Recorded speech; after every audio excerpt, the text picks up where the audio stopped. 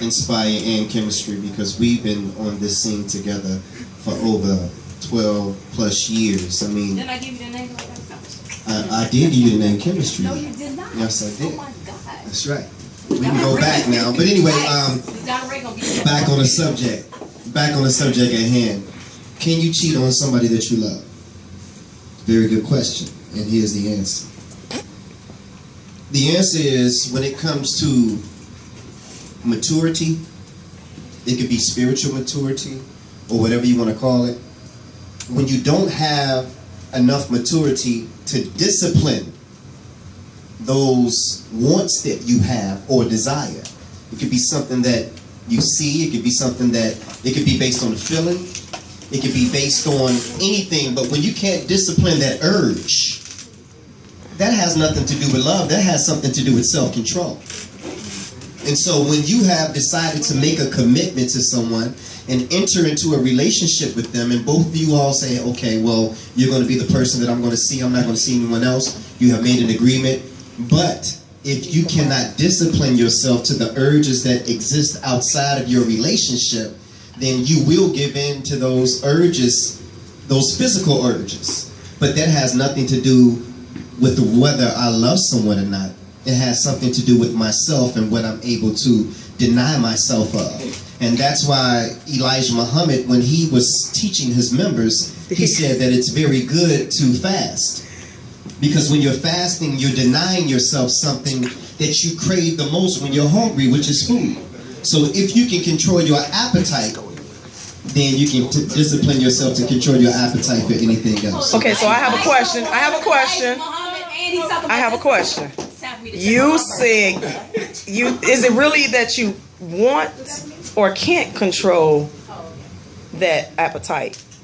And then, as far as the love, is it that you just love that person, or are you in love with that person? Well, let's define love. I mean, let's just give a true definition of the word love. The definition of the word love can be found in one word, and that's sacrifice. Is that Black Ice's definition, or is that the Webster? That's God's definition, because he sent his son here because he loved this world.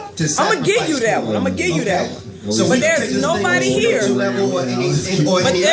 nobody here that's going to do that kind of love. I got a young lady over here. But you'll be surprised. So you love your children, therefore you sacrifice for them.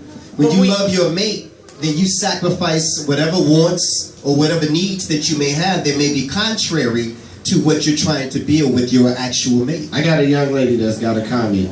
And I'm going to give her this mic right here in my hand. We spoke on open relationships.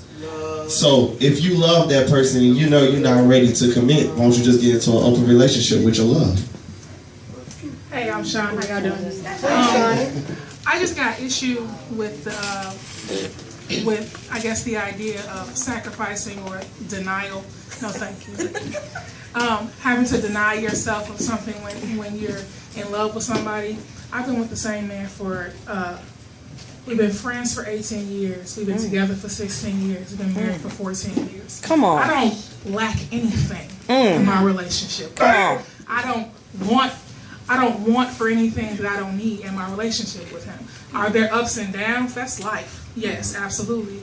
But I don't think that love necessarily has to come with this great denial of something. That to me sounds like fear.